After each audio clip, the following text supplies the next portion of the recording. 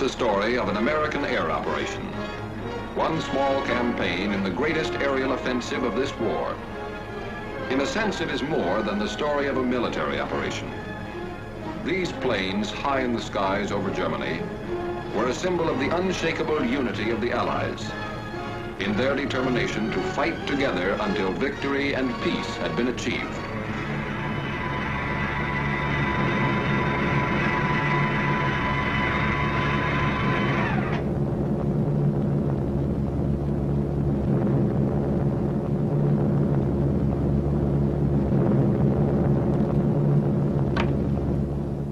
June 2nd, 1944. On this day, 650 American flying fortresses inflicted severe damage on German defenses along the invasion coast.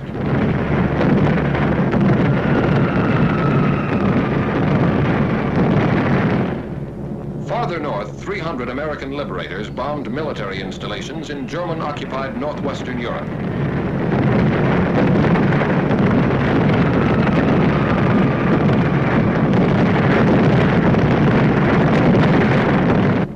Was heavy over some targets.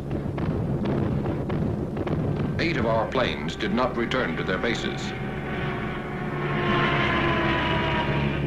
On this same day, June 2nd, 1944, a task force of 150 flying fortresses, escorted by 70 fighter planes, attacked railroad and marshalling yards at Debrecen, Hungary. None of these planes returned to their bases on this day. June 21st, 1944. 300 liberators bombed the Focke-Wulf 190 engine factory at Bosdorf, Germany.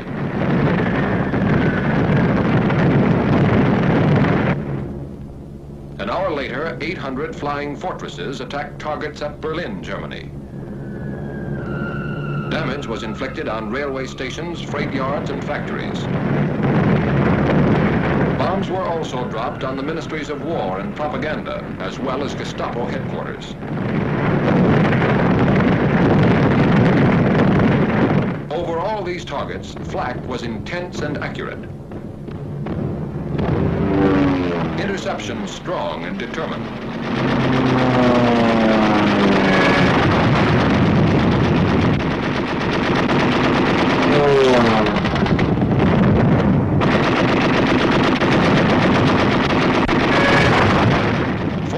German planes were shot down.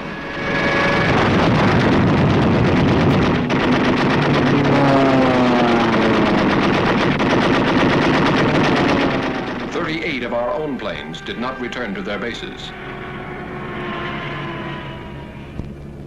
And on this same day, at about the same time, 155 flying fortresses, escorted by fighters, bombed synthetic oil plants and refineries at Ruhland, 70 miles east of Leipzig, Germany.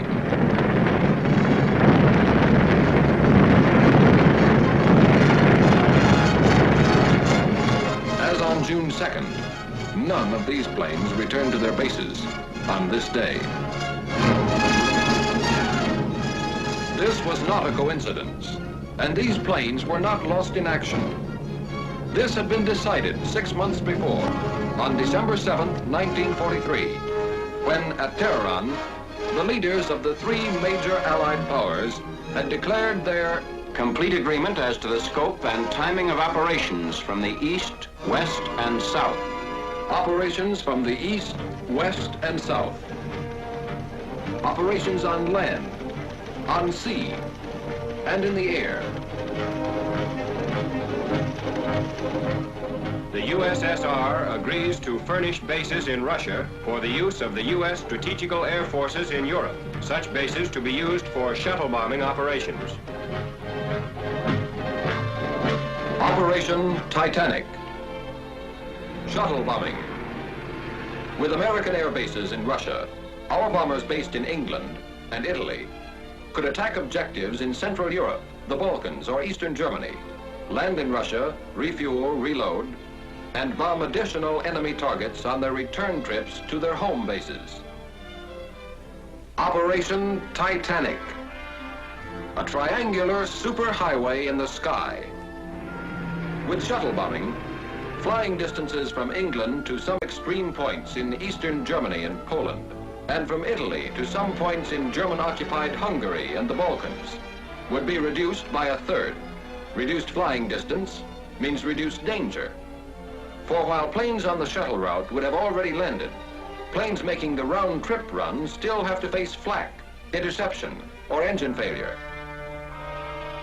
With shuttle bombing, strategic targets of importance to the Red Army could be bombed by American planes operating from Russian bases. With shuttle bombing, Germany and the Luftwaffe could never be quite sure where the next Allied air blow was coming from, or going to. With shuttle bombing, the coalition land war, crushing the Wehrmacht on 3 fronts, would take wings to become coalition air war, and there would be no target in Germany or German-occupied Europe American planes could not seek, find, and destroy. These were the strategic purposes of Operation Titanic. The task of achieving these purposes was assigned to Lieutenant General Carl A. Spaatz, Commanding General of the United States Strategic Air Forces in Europe, and became the responsibility of Major General Frederick L. Anderson, Deputy Commanding General for Operations. In 4 months, the new bases were to be selected, constructed, supplied, staffed, and ready for use. A problem in men, materiel, space, time, and secrecy, requiring food, gasoline, bombs, ammunition, trucks, jeeps, steel matting, and more than 20,000 tons of other equipment, to be shipped by convoy from Liverpool and other British ports through the North Atlantic and Arctic Oceans. 2,000 miles of submarine-infested waters.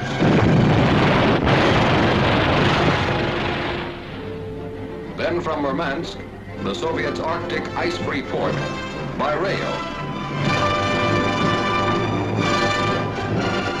An additional 2,000 miles.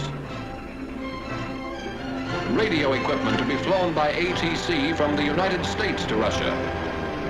A distance of 5,000 miles. Oil and more gasoline by tank car from Iran and British surplus stocks in the Middle East. 3,000 miles. A task force of expert ground crews transported from the United Kingdom to Cairo through the South Atlantic and the Mediterranean. By rail from Egypt to Palestine. By motor convoy through the Holy Land and Iraq. Then up and over the snow-covered mountains of northern Persia to the southernmost end of the Russian Trans-Caucasian Railroad at Tabriz.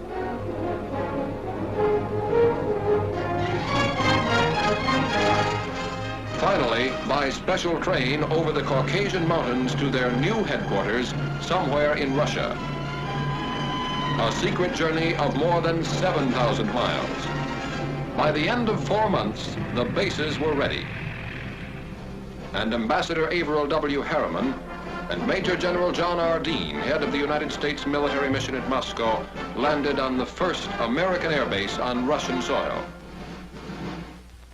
Now, with preparation and organization completed, the task of transforming theory into reality was assigned to the 8th American Air Force, based somewhere in England, and the 15th Air Force, based somewhere in Italy. Early in the morning of June 2nd, crews of bomber and fighter commands of the 15th Air Force were assembled to be briefed for a special mission. A special mission for pilots, navigators, bombardiers, and gunners. And finally, a special word of farewell from Major General Twining, Commanding General of the 15th Air Force. I do not have to impress you with the importance of this mission to the Russian bases. I'm sure you are fully aware of this important event. I would like to mention one thing about which you must be very particular. That is your conduct while at these Russian bases. Be soldierly and neat at all times. The Russian is a fine soldier who appreciates results and one who does not understand big talk. Wish you the best of luck. Goodbye.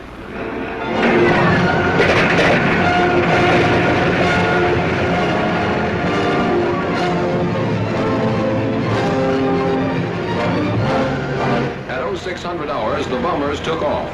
with Lieutenant General Ira C. Eaker, Commanding General of the Mediterranean Allied Air Forces, in personal command of the task force, the fortresses left the ground with clockwork precision. One fort every 30 seconds.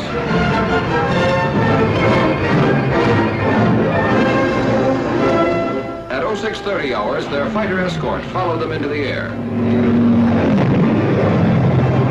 70 planes in 17.5 minutes. At 0730 hours, the bombers and the first relay of fighters made rendezvous over the Adriatic, and Titanic 1 was on its way. If the shuttle route to Russia was equally practical from England, was now to be proved by the 8th Air Force. 0100 hours, the morning of June 21st. Somewhere in England, Titanic 2. At 0530 hours, the heavily loaded bombers took off into the fog of an English dawn. 24 minutes later, the first group was in the air, heading northeast to the task force assembly point.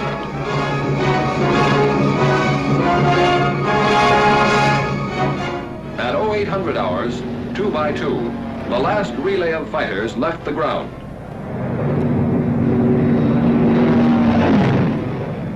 At 0930 hours, flying fortresses and Mustangs made rendezvous high over the German coast, and Titanic 2 was on its way. At 1200 hours, it dropped its bombs on the Ruland oil fields and continued to its new bases somewhere in Russia. That is why on June 2nd, and again on June 21st, American planes did not return to their bases somewhere in Italy or England. For on each of those days, their mission was still unfinished. In a sense, it had only begun.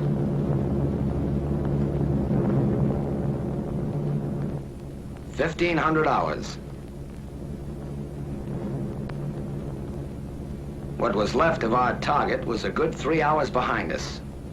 But we were still in enemy skies, and we could see the P-51s that were escorting us all the way in, prowling in the skies above. They called us Big Friend. We called them Little Friend. And it was a very pleasant feeling to have them around. About 1600 hours, we saw our red-nosed little friends pull away.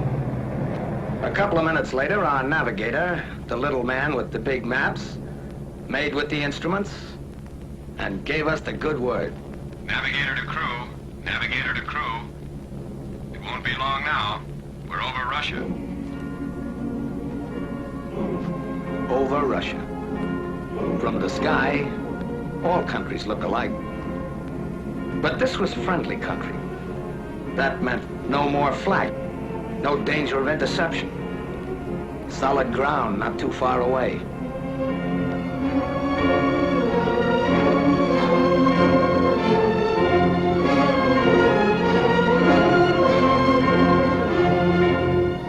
It meant a new country, a new people.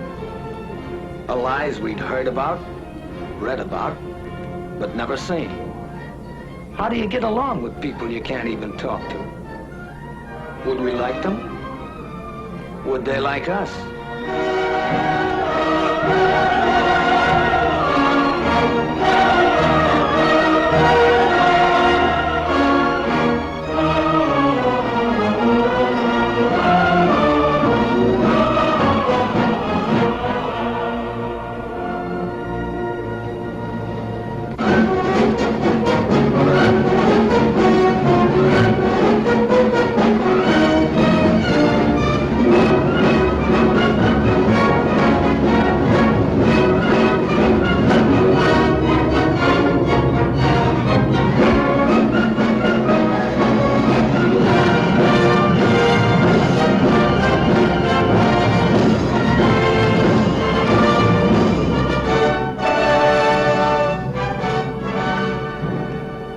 To greet the task force are General Walsh and General Permanov, the American and Russian COs.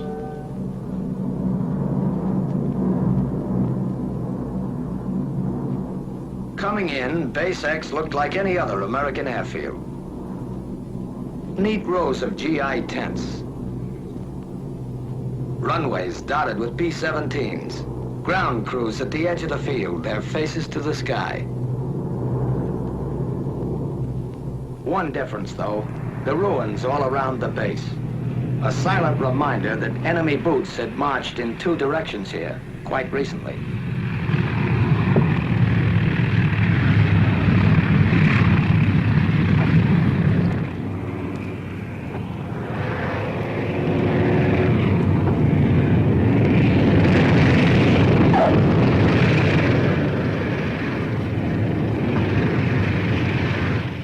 Follow each other down, a third of a world away from home.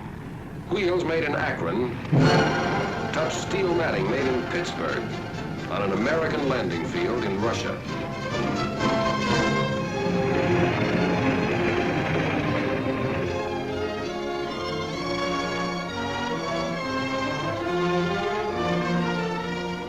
Gower, Messick, Ostrander, Zaffak, Malone, Schultz, Badowski, Travers, McGee, Stanley, Rudenstein, Betts. 1,000 tourists from 48 states on a short visit between two jobs. Tense moment in international relations. Ivan Ivanovich meets fearless Fosdick. A handshake says, "Hello, very glad to see you," in any language. And General Permanov makes it official. I welcome you as fighting allies. Together we'll fight to victory. I wish you the best of luck in combat and a safe return home. After that, there was another important ceremony. Short snorter bills. If we didn't get those signed, the flight would have been illegal. Whenever flyers meet, they talk shop, even when they can't understand each other. That's when sign language came in handy. And it seemed to work at that. Some Russian whacks, officers, and enlisted women were on the welcoming committee, too. It would have been nice to sort of pursue the subject further, but there was work to be done. Interrogation, the reports and odds and ends of information that lay the groundwork for future operations. Interrogation is held in the open by courtesy of retreating German troops. Did you meet any fighter opposition? Yes. All right. How many fighters did you see? I'd say about 15. About 15? Yeah. With interrogation over, the men head for the tents, which will be their home as long as they remain in Russia. The first half of the mission is ended. The second half has already begun. Without the loss of an hour, the mixed ground crews of American and Russian mechanics take over the big bombers. Inspecting damages. Checking engines. Repairing equipment. Getting the fortresses ready for another trip.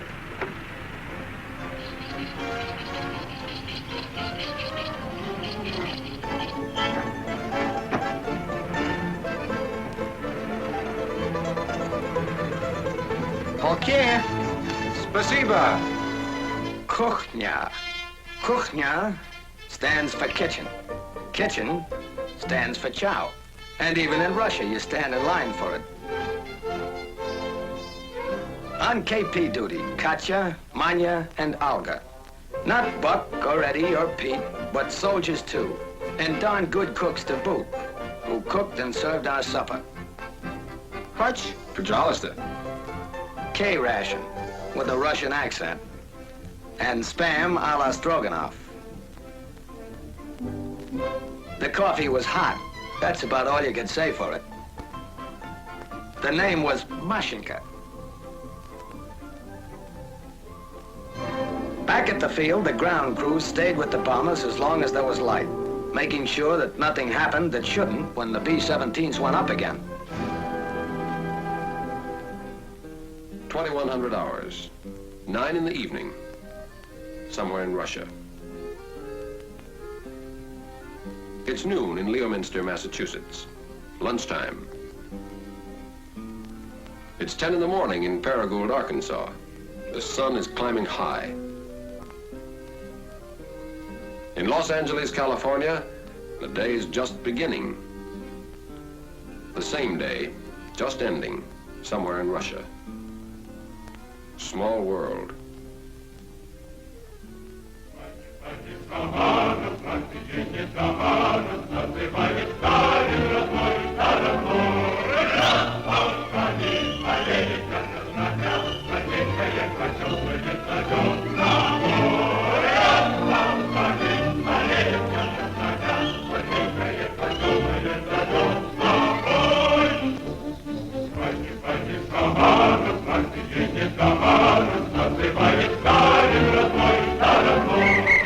Another day, just beginning, somewhere in Russia.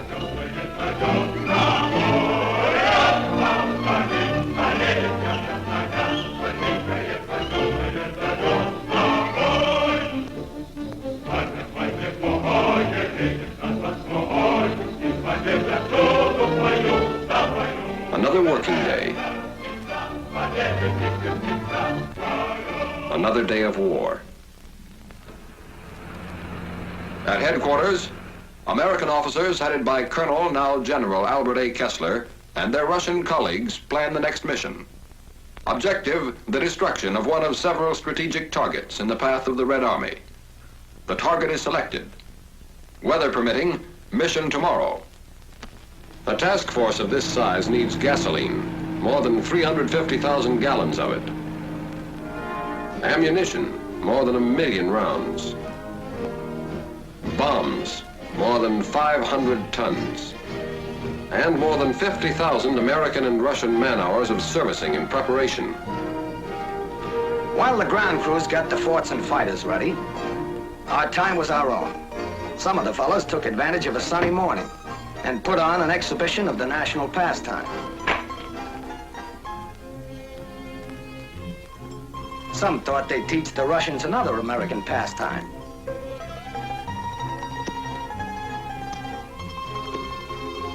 And learned that others had taught too well before them. Some tried to bridge the distance home. To let the folks know their wandering boy was somewhere in Russia last night. Some of us, over lunch of borscht and kasha, talked over tricks of the trade with the Russian fighter pilots, whose small, fast yaks are part of the field's defenses, constantly on the alert. Some tried to preserve the more exotic aspects of Base X, like the American nurses that are stationed there, perfectly at home abroad. Some discussed with the Russians current events, literature, yeah, sports. Like that? Yeah. And art. Some moseyed over to a nearby pasture and found out that milking a cow in Russia is no different than it is in Iowa. And some of us, explorers at heart, decided to see Russia.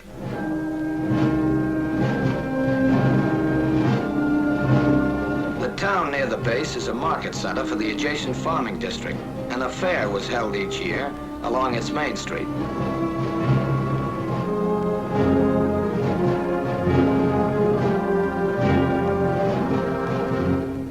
The factory section. Principal industry, the manufacture of leather goods. The Ukrainian Museum, well known for its collection of historical treasures and valuable objects of art. The grave of the famous Ukrainian writer, Korolenko, and his home. The population of the town, 130,000 at the last census, has varied in recent years, and there has been a certain decline in the number of children of school age. Those who have remained, or who have returned from the interior, have recently developed a fondness for an American import known as chvachka. Translation, gum. On the way back to the base, a few miles from the town, there's a monument to a Russian victory over an invading army 200 years ago.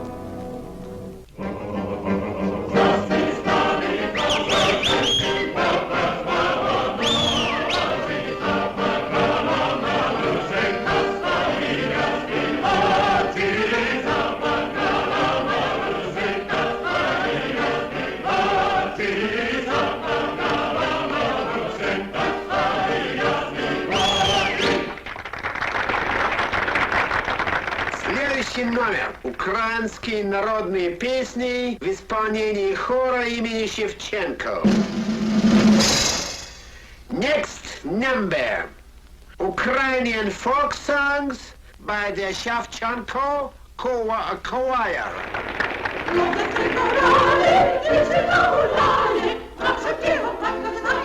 The language and the music are strange, but it isn't necessary to understand the language to understand some of the people here. The show marks the beginning of the end of this American visit to Russia. Most of the men are already looking back, remembering.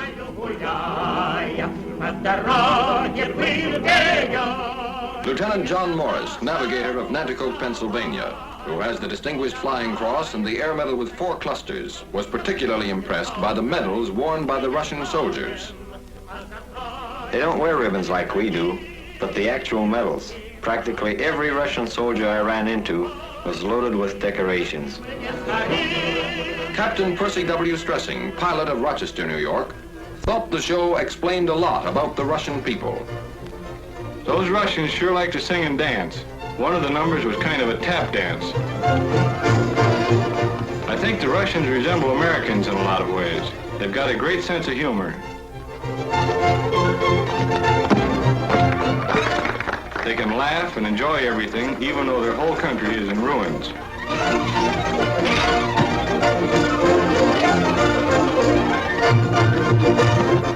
Major Samuel Davis, command pilot of Boston, Massachusetts. It was good to relax and listen to music and laugh, but you could never forget there was a war on here. Most everybody was in uniform, men, women, even children. I saw a lot of kids who'd been through plenty of action. Some of them who had medals to prove it couldn't have been more than 10 or 12 years old. One of the other fellows told me he ran into one kid who'd been a sniper with the guerrillas and had 21 notches on his rifle butt. A sniper with the guerrillas at his age. Technical Sergeant Louis Zerlnick, engineer gunner of Brooklyn, New York, spent a lot of time with the Russian ground crews. Some of the men in the show, and quite a few around the base too, had been wounded as much as 3 or 4 times. They were working on the base for a rest before going back into combat. Those Russians sure have funny ideas about resting. Staff Sergeant John E. Gagan, tail gunner of Paterson, New Jersey. The show was pretty good. As far as I could see, everybody liked it, including General Eaker. He was sitting in the first row with General Permanov or something like that, the Russian base commander. Lieutenant John Mackenzie, bombardier of Paragould, Arkansas. Something I'll remember for a long time were the Russian kids. You got the feeling some of them never had a childhood. They had such old faces. They were pretty shy, most of them, but they seemed to like us.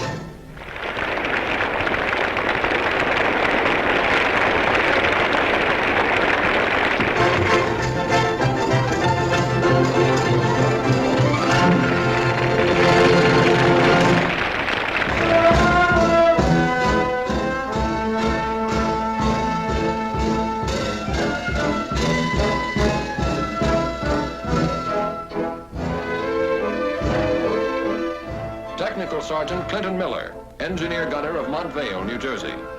The Russians like their dance music slow and sentimental, mostly waltzes. The girls do all kinds of jobs around the base, and they work very hard. Their clothes are plain and neat. They don't use makeup as a rule, but some of them wear lipstick. I remember one girl who was in charge of an ACAC crew. She had 12 enemy planes to her credit. Staff Sergeant Donald Craw, tail gunner of Stratford, Connecticut.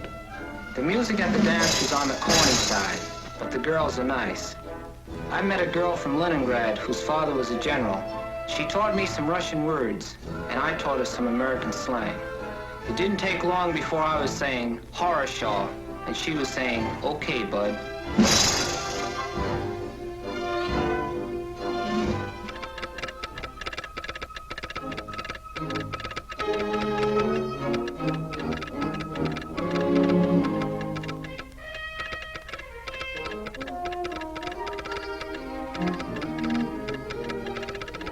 Weather?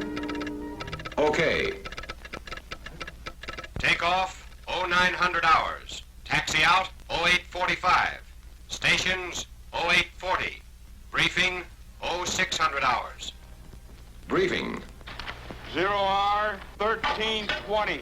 Your altitude will be 22,000 feet, which is your bombing altitude. And the place will be the target. Target for today. It may be a locomotive works in Poland, an aerodrome in Hungary, an oil field in Romania, or a tank factory in Germany itself. Whatever the target, today's mission will prove again that no objective in German Europe is secure from American bombers. Your group and wing assembly will be at 12,000 feet over the base. Your bombing altitude will be 22,000 feet. We'll pick up our fighter escort over the front at 11:43. Target time 13:20. Gas load 2,700. Bomb load 10 500-pound GPs. Bomb load, 10 500-pound GPs. GP, general purpose. General purpose, to reduce the enemy's mobility, to disrupt his lines of communication, reinforcement, and supply, to destroy his war machine at its very source, his mines, his mills, his factories, and to deliver a message.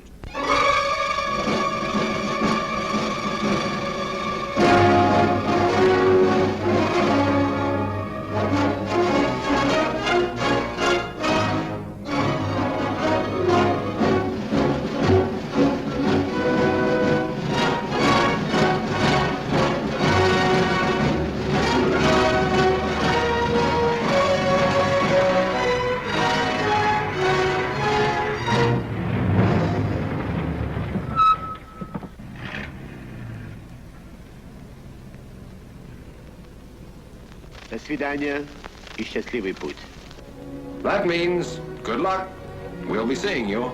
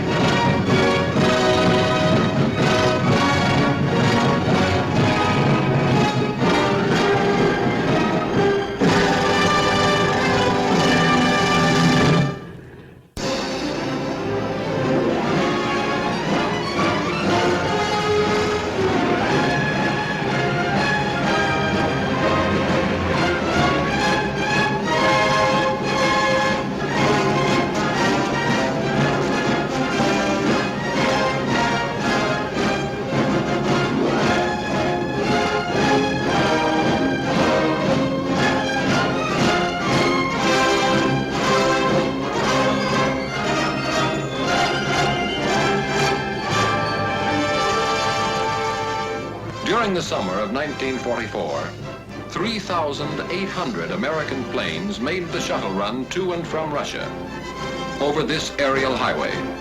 In less than 4 months, 24 targets in Germany and German-held territories, some never before within effective range of our bombers, felt the lash of American air power, striking against railway centers and marshalling yards at Debrecen and Szolnok, Hungary, Bucharest, and Ered, Romania, and Béziers, France, against aerodromes at Galați, Focsani, Buzău, and Zelestia, Romania, Mielec, Poland, Kecskemés, Hungary, and Toulouse, France, against oil fields and refineries at Rulan, Germany, Drohobych, and Tercovina, Poland, Budapest, Hungary, and Ploiesti, Romania, against armament plants and aircraft factories at Gdynia, Poland, Miskolc, and Diospor, Hungary, and Chemnitz, Germany. But even more important, this bomb and 10,000 more like it destroyed more than German factories, German oil depots, German railroads. They smashed Germany's last hope of escaping defeat by dividing the Allies. Never before have the major Allies been more closely united, and they're determined to continue to be united so that the ideal of lasting peace will become a reality.